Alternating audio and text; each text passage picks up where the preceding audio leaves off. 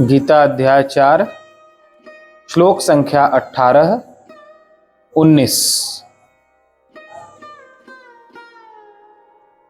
18, 19। सबसे पहले उच्चारण। कर्मण्यकर्म यः पश्येत् अकर्मणि च कर्म यः स बुद्धिमान् मनुष्येषु स युक्तः कृत्स्नकर्म कृत् यस्य सर्वे समारम्भाः कामसङ्कल्पवर्जिताः ज्ञानाग्निदग्धकर्माणं तमाहुः पंडितं बुधाः।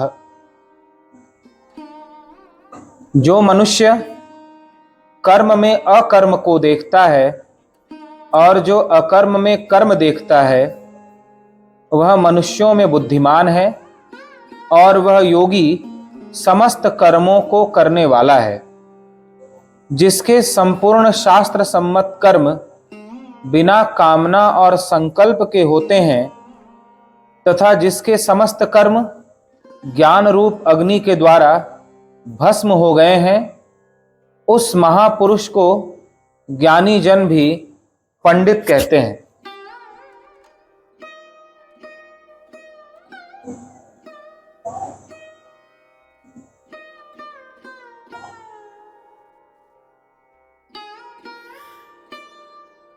कर्म में अकर्म और अकर्म में कर्म को देखना, यह बुद्धिमान मनुष्य की पहचान है। अध्यात्म में बुद्धिमान उसे कहते हैं जो भगवान के मार्ग पर ठीक ठीक चलने की विधि जानता और समझता हो।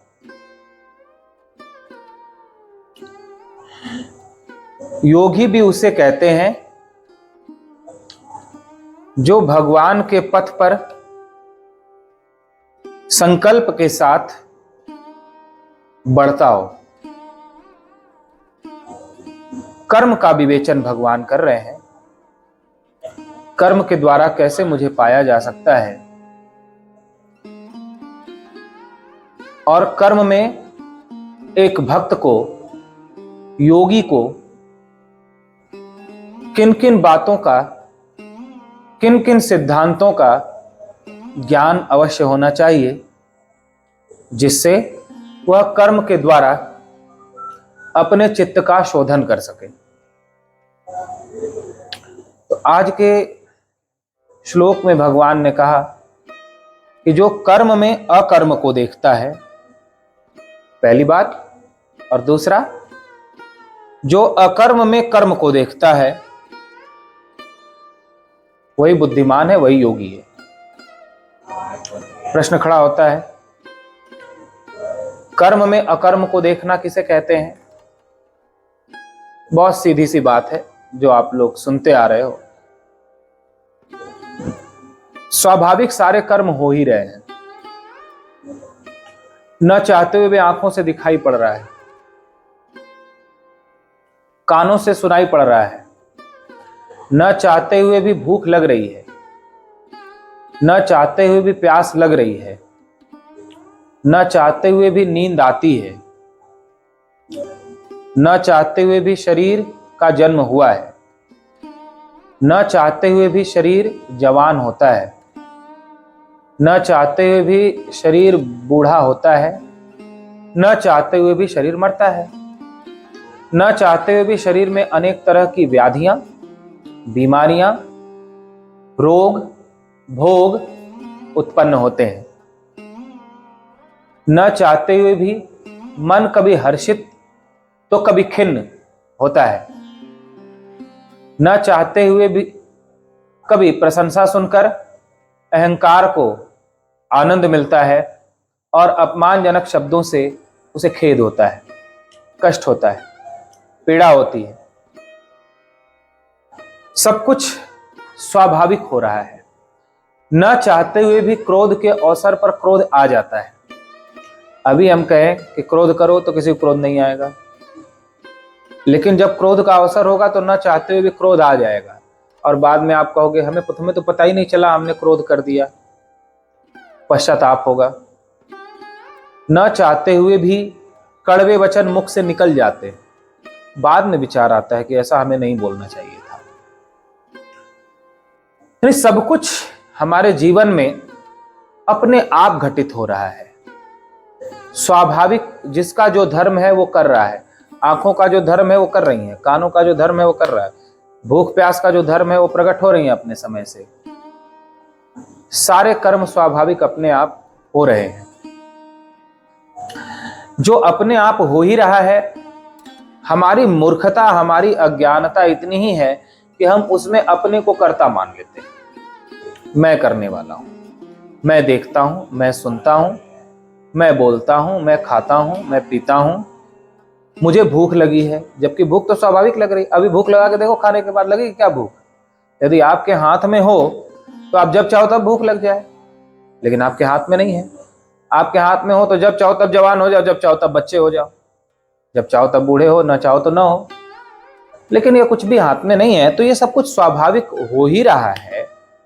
उसमें हमने जो अपने को कर्ता मान लिया है कि मैं जवान हूं, मैं बूढ़ा हूं, मैं लंबा हूं, मैं खाता हूं, मैं पीता हूं, मैं सोता हूं, मुझे नींद आ रही है, इत्यादि जितने भी कर्म धर्म हैं जिसमें हम स्वयं को करने वाला कहते हैं, इसका खंडन भगवान फिर इस श्लोक के माध्यम से करते हुए कह रहे हैं, यथार्थ में ज्ञानी वही है, यथार्थ में बुद्धिमान वही है, और यथार्थ में योगी वही है जो कर्म में अकर्म को देखता है। कर्म तो स्वाभाविक हो रहा है, उसमें जो अकर्म को देखता है कि मैं करने वाला नहीं।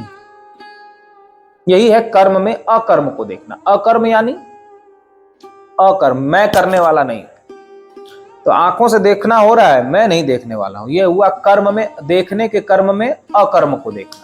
कानों से सुनाई पड़ रहा है, मैं नहीं सुन रहा हूं, यह हुआ सुनने के कर्म में अकर्म को देखना। भूख प्यास लग रही है, मुझे भूख प्यास नहीं लगी है, यह हुआ कर्म में अकर्म को देखना।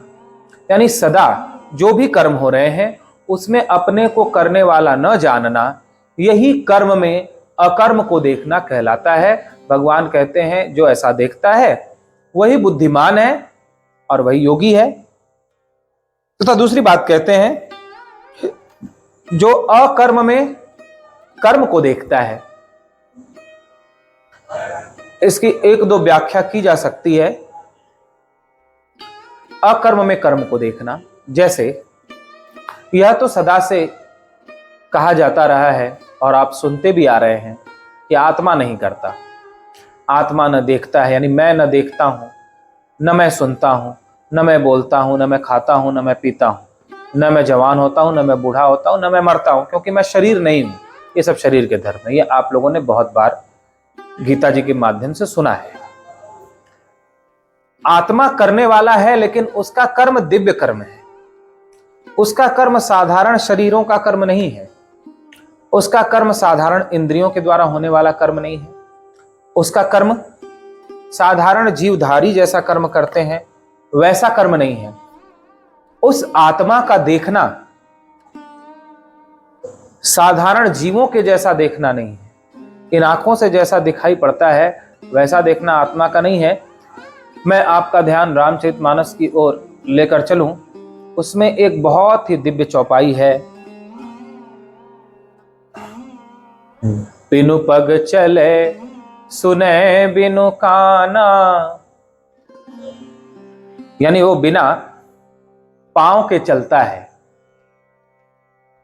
सुने बिनु काना, वह आत्मा कैसा है? तो बिना कानों के सुनता है। बिनु पग चले सुने बिनु काना, करते कर्म करे विधि नाना। हाथ नहीं है, कर बिनु कर्म करे विधि नाना। हाथ नहीं है लेकिन फिर भी अनेक प्रकार के कर्म वह करता है बिना हाथ के। आनन रहित सकल रस भोगी, उसकी जीवा नहीं है, लेकिन जितने भी रस हैं, स्वाद हैं, वो वही लेता है, बिना जीवा के वो स्वाद लेता है। बिनु वाणी वक्ता बड़ जोगी, उसके पास वाणी नहीं है, लेकिन उससे बड़ा कोई वक्ता नहीं है। यह चौपाई रामचरितमानस में आत्मा के संदर्भ में है। तो यहां थोड़ा सजग होकर के समझने की आवश्यकता है। आत्मा भी देखता है, आत्मा भी सुनता है, आत्मा भी बोलता है, आत्मा भी खाता है, आत्मा भी कर्म करता है, आत्मा भी चलता है।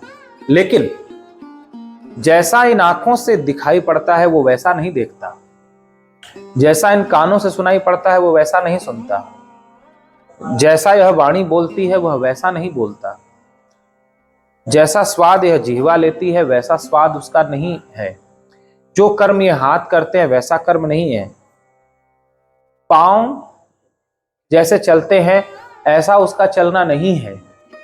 उसके सारे कर्म अलौकिक हैं, अद्भुत हैं। अलौकिक यानी जो सांसारिक न हो, लौकिक न हो। लौकिक शब्द बना सांसारिक से, लोक से। तो जो लोक का कर्म न हो, सांसारिक कर्म न हो, साधारण जीवों जैसा कर्म न हो, वह कर्म अलौकिक कहा जाता है। जीव का देखना लौकिक है यानी सांसारिक है, सुनना लौकिक है, बोलना लौकिक है, खाना पीना लौकिक है, समस्त कर्म लौकिक है। लेकिन परमात्मा का समस्त कर्म अलौकिक है, असांसारिक है, अप्राकृतिक है। हमारा सब कुछ नेचुरल है, प्राकृतिक है। आंखों का देखना प्राकृतिक है, नेचुरल है। कानों का सुनना प्राकृतिक है, नेचुरल है। वाणी का बोलना प्राकृतिक है। लेकिन आत्मा जो हमारा वास्तविक स्वरूप है, उस आत्मा का कुछ भी प्राकृतिक नहीं है, वह अप्राकृतिक है। कैसे है इसे थोड़ा समझेंगे। जैसे भगवान श्री कृष्ण चंद्र आनंद कंद ने भगवत गीता गाई, उनका वह बोलना साधारण बोलना नहीं है। या ऋषि मुनियों ने वेद शास्त्र लिखे, वेद को अपौरुषेय कहा जाता है। इसके पीछे एक बड़ा कारण है। अपौरुषेय यानी उसको किसी पुरुष ने नहीं लिखा, इतना ही अर्थ नहीं है इसका, बल्कि इसका सबसे सुंदर अर्थ यह है कि जिसके द्वारा भी लिखा गया उसने यह अनुभव किया कि इसे तो मैंने लिखा ही नहीं, बल्कि मेरे भीतर किसी और शक्ति ने प्रकट होकर वेद लिखवाया। तो यदि मैं ऐसा कहता हूं कि वेद मैंने लिखा, तो यह गलत होगा, असत्य होगा, क्योंकि मैंने अपनी बुद्धि से तो लिखा ही नहीं, अपने आप ही प्रकट हुआ, मैं भी देखता रहा और मेरे हाथों से वो रचना हो गई। इसलिए उस ऋषि ने सत्य बोला और अपना नाम नहीं दिया कि ये मेरे द्वारा रचित नहीं है, क्योंकि मेरे भीतर से प्रकट ही कोई और होकर के लिखवाया इसे। तो सारे वेद शास्त्र पुराण जो भी प्रकट हुए, उसमें ऋषियों ने अपने को करने वाला या अपने को लिखने वाला नहीं कहा। इसके पीछे सिर्फ इतना कारण यह था कि उन्होंने अपने को माध्यम पाया और जो सर्वव्यापक आत्मा, उस विराट शक्ति की, परमात्मा की आवाज थी, उसे उन्होंने भीतर में अनुभव किया और जो भी अनुभव किया वो लिखते गए। उसमें उनका एकमात्र भी कर्तापने का भाव नहीं था कि मैंने लिखा है। वो तो सिर्फ एक मशीन के जैसे माध्यम थे, निमित्त थे। इस प्रकार परमात्मा बोलता भी है किसी ऋषि के माध्यम से, तो उसकी वाणी दिव्य होती है, अद्भुत होती है। उसका बोलना साधारण मनुष्यों जैसा बोलना नहीं हुआ। गीता, भागवत, वेद, शास्त्र, ये उसी परमात्मा का बोलना है। ऐसे ही उसका देखना भी दिव्य है। कोई भक्त कहीं भी संकट में हो, भगवान सब देखता है, भीतर बाहर, ऊपर नीचे, आगे पीछे, सर्वत्र उसकी आंखें हैं। अतः अपने भक्त को संकट में देखकर वह सर्वव्यापक आत्मस्वरूप परमात्मा किसी दिव्य रूप में प्रकट हो जाता है। उसका सुनना साधारण जीवों जैसा सुनना नहीं है, दिव्य सुनना है। तो जब कोई प्रेम से उसे पुकारता है तो वह पुकार वह तुरंत सुनकर उस भक्त पर कृपा करता है। यह उसका दिव्य सुनना हुआ। श्रवण हुआ। इस प्रकार यह हुआ अकर्म में कर्म को देखना, यानी आत्मा कुछ भी नहीं करता, आंखों से दिखाई पड़ रहा है आत्मा नहीं देखता, कानों से सुनाई पड़ रहा है आत्मा नहीं सुनता, लेकिन इतना होते हुए भी उसका कर्म दिव्य है, जैसा कि कर्म का विवेचन किया गया।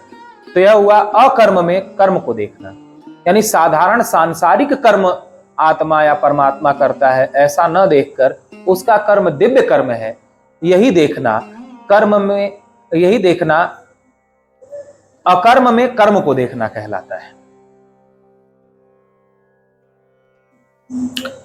भगवान कहते हैं इस प्रकार जो देखता है वही मनुष्यों में बुद्धिमान है और वह योगी समस्त कर्मों को करने वाला है।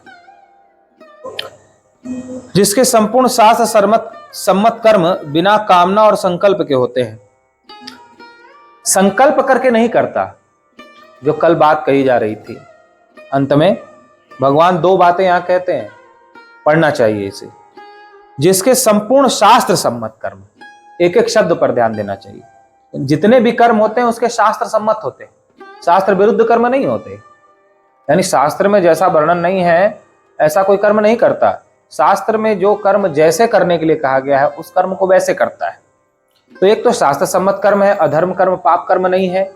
दूसरा बिना कामना के किया गया कर्म है, जिसके पीछे कोई अभिलाषा नहीं है, इच्छा नहीं है, कामना नहीं है, क्योंकि वह जानता है कि कामना या इच्छा हमारे हाथ में नहीं है, वो भगवान के हाथ में, वो भगवान के ऊपर छोड़ दिया। और संकल्प के होती है, किसी भी कार्य को हम शुरू करने जाते तो पहले ही संकल्प करते हैं कि ये कार्य हम इसको ऐसे करेंगे और इसको हम पूरा करके रहेंगे। भगवान कहते हैं संकल्प का त्याग करके केवल मेरे निमित्त करे, दो चीजों का ध्यान रख के कर्म करे, कामना का त्याग करके और संकल्प का त्याग करके। पूरा करना न करना वो भगवान के हाथ में है, इसलिए संकल्प त्याग दे। क्या मिलेगा क्या नहीं मिलेगा वो भी भगवान के हाथ में है, इसलिए कामना त्याग दे।